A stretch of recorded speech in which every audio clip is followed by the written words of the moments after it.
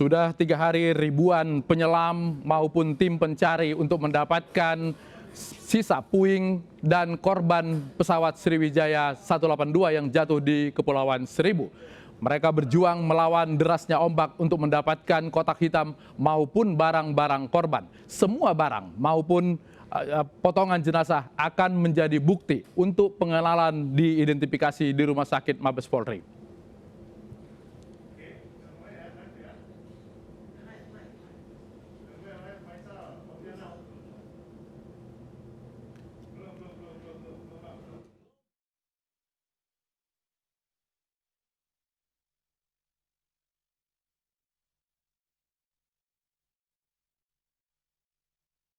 Berdasarkan temuan diketahui jenazah banyak dari para korban dewasa dan anak-anak. Tim juga menemukan sejumlah pakaian dan barang-barang milik penumpang yang masih utuh. Hingga sore ini total kantong jenazah yang dibawa ke Rumah Sakit Polri sudah ada 24 kantong. Selain itu Basarnas juga telah menerima 10 kantong yang berisi puing-puing pesawat Sriwijaya Air.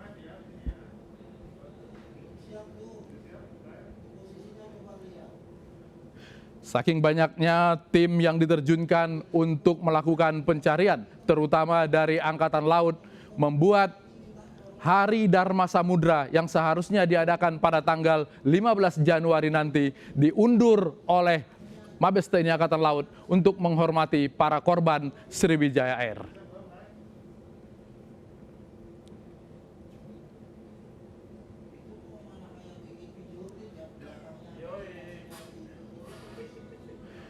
Pesawat Sriwijaya Air yang mengalami kecelakaan terbang dari Bandara Soekarno-Hatta menuju Pontianak pada hari Sabtu lalu. Baru terbang selama 8 menit, tiba-tiba pesawat jatuh dari ketinggian 11.000 kaki atau sekitar 3.500 km di udara, menghunjam ke laut di Pulau Calang di Kepulauan Seribu.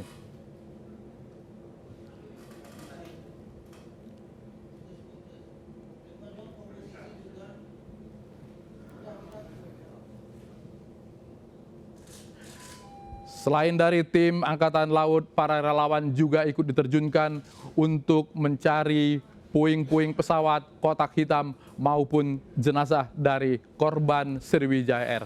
Para keluarga tentu berharap ada keajaiban yang bisa didapatkan dari kecelakaan tersebut.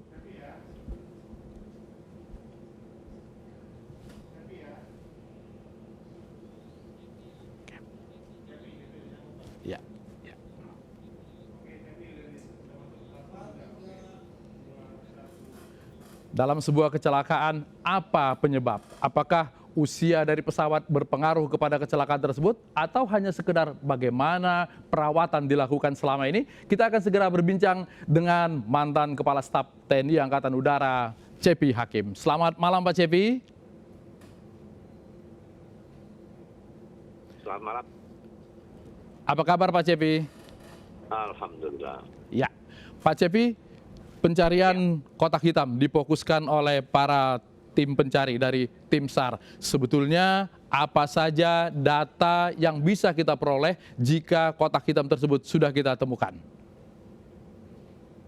Ya, data dari black box itu banyak yang memberikan informasi. Udah sering disebut-sebut terdiri dari flight data recorder dan cockpit voice recorder.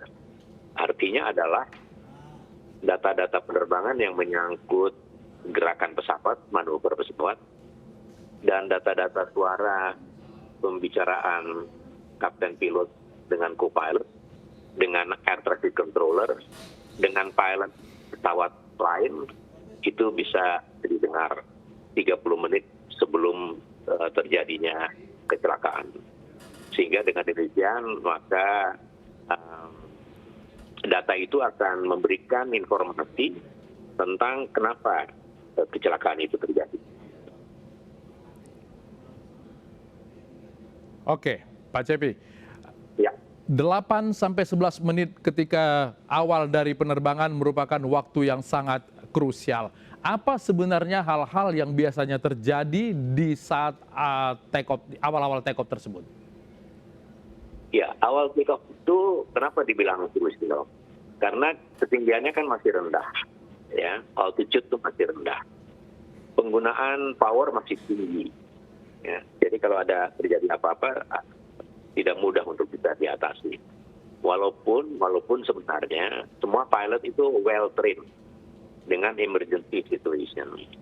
Ya, itu sebabnya maka validity dari seorang pilot itu hanya 6 bulan. Dia harus medical check up, dia harus proficiency check, latihan di simulator untuk maintain level dari keterampilan dia sebagai seorang pilot.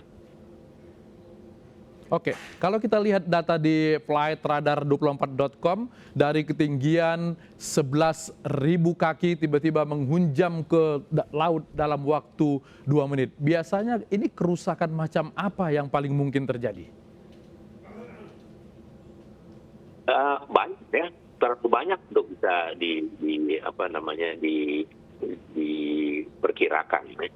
Dan kita tidak akan tahu betul apa yang sebenarnya terjadi, dan itu black box nanti akan memberikan jawaban apa sebenarnya yang terjadi. Dalam pengertian begini, kita bisa tahu dari banyak informasi ya, tentang dari flight radar, dari informasi yang lain dan sebagainya. Tetapi kita nggak bisa ambil kesimpulan bahwa itu sebabnya engine mati misalnya, itu sebabnya ada ledakan misalnya.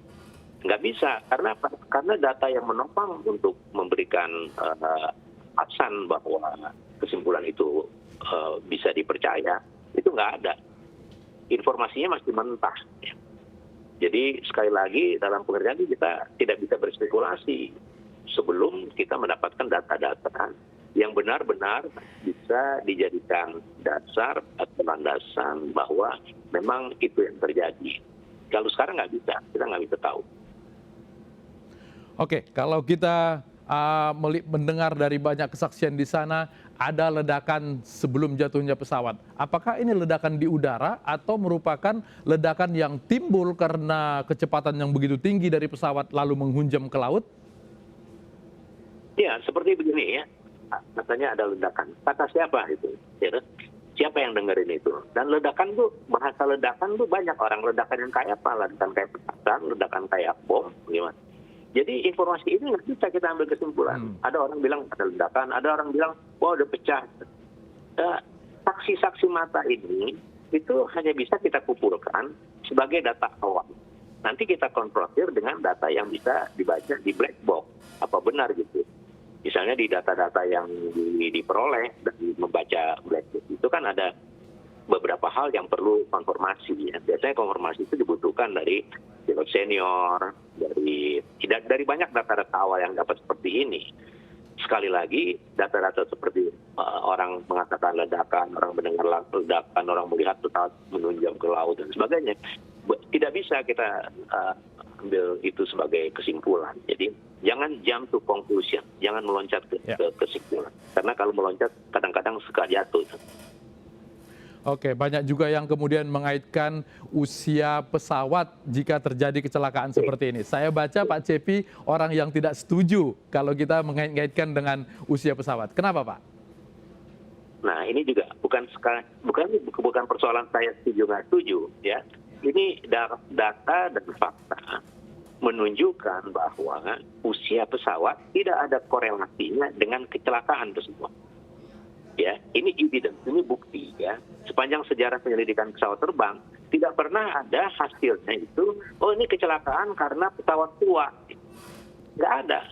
Ya, itu yang pertama. Yang kedua, kita baru tahu, baru berapa lama yang lalu, tahun yang lalu kita dengar ada 2 pesawat baru, umurnya belum setahun lagi. Satu jatuh di Jakarta, satu jatuh di Ethiopia.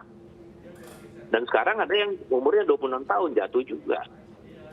Itu adalah sebuah indikasi memberikan realitas ya, data yang realistis bahwa tidak ada hubungannya sama sekali antara usia pesawat dengan kecelakaan pesawat. Artinya perawatan menjadi hal penting dalam hal ini. Tidak hanya perawatan. Ya begini. Status pesawat itu 2. ya, bahwa dia layak terbang atau tidak layak terbang. Itu yang basic, ya, basic. Itu yang berkorelasi dengan kecelakaan. Kalau nggak layak terbang, dia terbang juga, bisa mungkin terbang, tapi dia mungkin akan celaka. Kenapa? Karena tidak layak terbang. Jadi persyaratan-persyaratan dari sebuah pesawat untuk dapat layak terbang itu banyak dan panjang. Dan apabila itu dipenuhi, maka kemungkinan terjadinya kecelakaan itu lebih sedikit, lebih kecil, jauh lebih kecil dibandingkan kalau pesawat itu tidak rilis, tidak statusnya tidak layak terbang.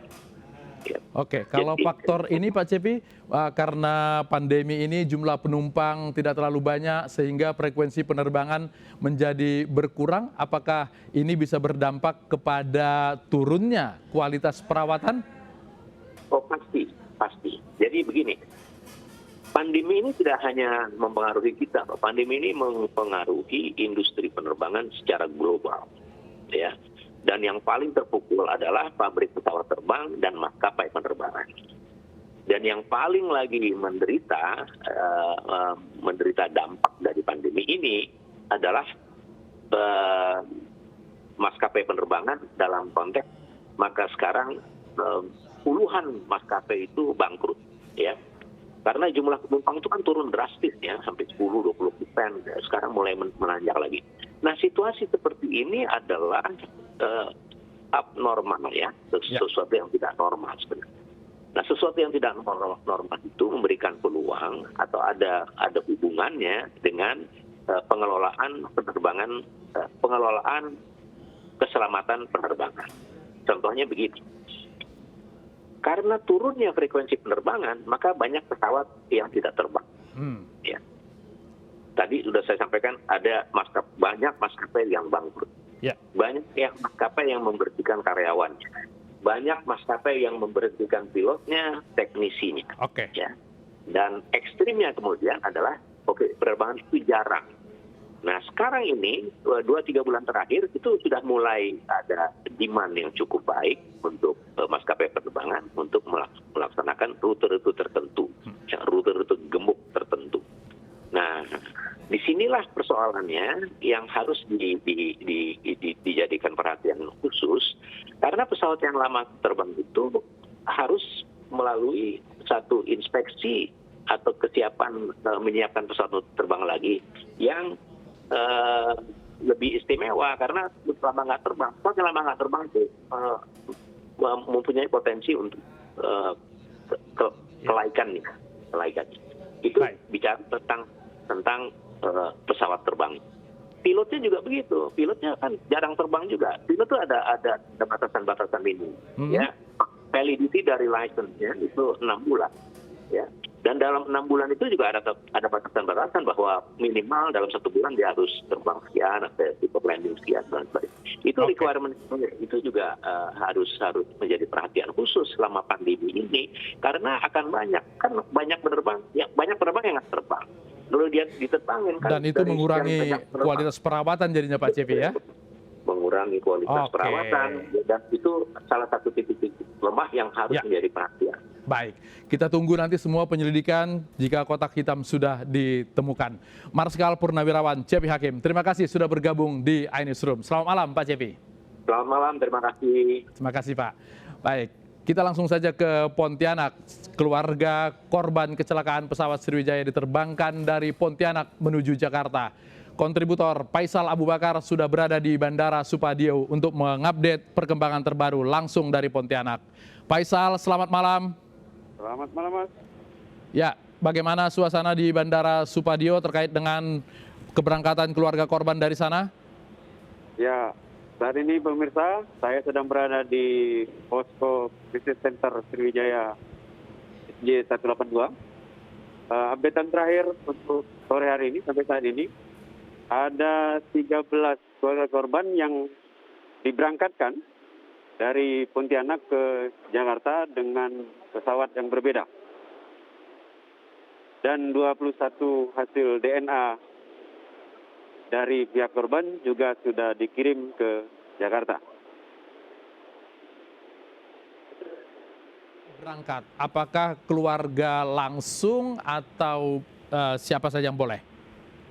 Iya, pihak maskapai memberi batasan hanya 2 orang keluarga korban yang diberangkatkan dari posko ke Jakarta. 2 orang dari tiap keluarga. Ada berapa penumpang? Dari 46 penumpang tersebut, berapa orang yang warga Pontianak? Hari ini yang baru diberangkatkan itu ada 13 orang yang sebelumnya sudah dilakukan tes swab dan lain sebagainya. Dan mereka tadi secara serentak diberangkatkan sebanyak 13 orang keluarga korban. Ya, Mas. Oke, baik. Faisal Abu Bakar, terima kasih sudah melaporkan langsung dari Pontianak. Oke, siap. Sama-sama. Ya, izin edar vaksin Sinovac dikeluarkan oleh Badan POM. Kami segera kembali.